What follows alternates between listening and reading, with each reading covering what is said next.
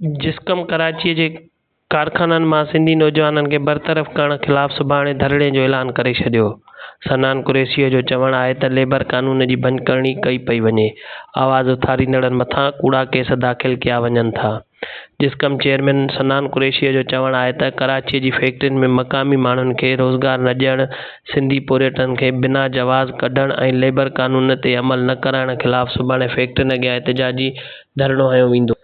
हिन वधीक चयो त फैक्ट्रियुनि अंदरि गैरक़ानूनी तौर ते ठेकेदारी निज़ाम लागू कयो वियो आहे ऐं पर्यटन जे हक़नि लाइ जेको बि आवाज़ उथारे थो उन मथां कूड़ो केस दाख़िल करे संदसि गेट बंदि कयो वञे थो।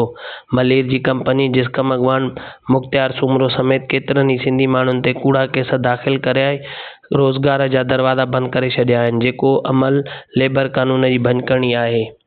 हिन वधीक इहो चयो त कंपनी इंतिज़ामिया मज़दूर दुश्मन पॉलिसी ख़तमु करे सिंधी माण्हुनि खे रोज़गार जा दरवाज़ा खोले। जेकॾहिं कंपनी पंहिंजी पॉलिसी तब्दील न कई त एहतिजाज जो दाइरो वधायो वेंदो।